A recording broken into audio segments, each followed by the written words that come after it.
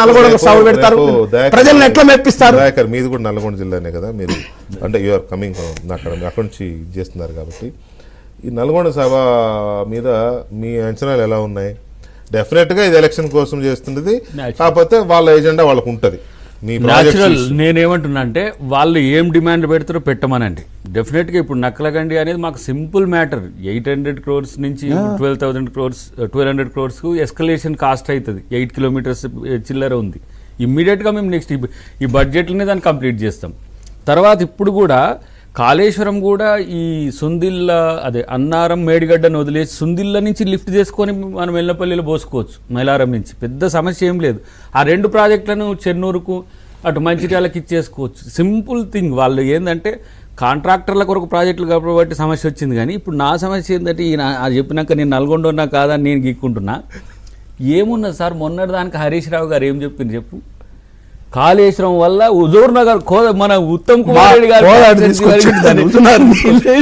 నీళ్ళు వచ్చినాయి. కాంగ్రెస్ రాగానే వెళ్ళిపోయినాయి. ఎట్లా పోయినాయి? అంత తుంగతుర్తి కూడా మాట్లాడే తుంగతుర్తి మొత్తం కాళేశ్వరం నీళ్ళే. ఇప్పుడు మీరు చూడబడి ఫ్లడ్ ఫో కెనాల్తో వస్తాయి. కాళేశ్వరం నుంచి సుక్క నీళ్ళు రావట్లే, ఎస్ఆర్ఎస్పీ నుంచి ఇందిరా కాలువ నుంచి వస్తాయి. కాబట్టి నేనేమంటున్నా అంటే మీరు అసలు నల్గొండ జిల్లాకు కనీసం చిన్న పని చేయలేకపోగా నల్గొండ జిల్లా నుంచి మొదలు పెట్టినట్టు 50,000 మెజార్టీ దెబ్బేది. కాబట్టి పెట్టుకోరి మళ్ళీ మీరేం చేసిరని అక్కడ ప్రజలు కూడా అడుగుతారు, మేము కూడా అడుగుతాం ఆ ప్రాంత నాయకులుగా. బట్ రాజకీయాలకు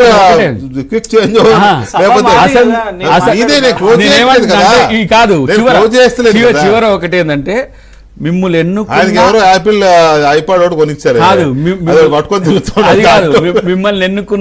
మిమ్మల్ని ఎన్నుకున్న ప్రజలకు మీరు ప్రాతినిధ్యం ఇచ్చి మిమ్మల్ని విపక్ష నేతగా చేసిన సభలు మాట్లాడరు. ప్రభాకర్ గారు అండ్ కృష్ణాంక్ గారు, దయాకర్ గారు అండ్ దుర్గాప్రసాద్ గారు చూస్తున్న మొత్తం ఆడియన్స్, వ్యూయర్స్, నేను మళ్ళీ ఒకసారి చెప్తున్నా, అప్పుడు అందరూ చూశారో లేదో అని. ఇవాళ తెలంగాణలో గడిచిన 4 రోజులుగా వైరల్ అవుతున్న, అంటే సోషల్ మీడియాలో పెట్టారు లేదని అది కానీ బాగా అందరూ మాట్లాడుకున్నది, ముఖ్యమంత్రిగా ఉన్నప్పుడు సెక్రటేరియట్కి రాలేదు, ప్రతిపక్ష నేతగా అసెంబ్లీకి రావట్లేదు, శాసనసభకి అనేది ఒకటి నడుస్తుంది.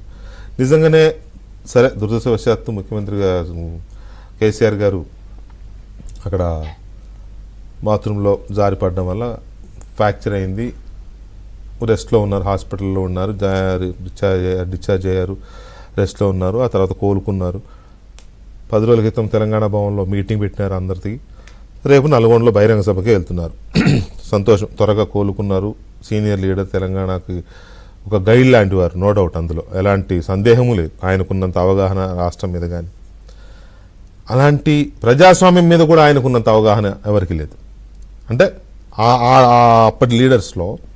సో అలాంటి పరిస్థితుల్లో శాసనసభలో ప్రతిపక్ష నేత యొక్క అవసరం ఎంత ఉంటుంది, తర్వాత అంత అనుభవం ఉన్న ఆయన ఉంటే ఎలా ఉంటుంది అనేది అందరూ ఎదురు చూస్తారు. ఆయన ఎందుకు రావడం లేదు?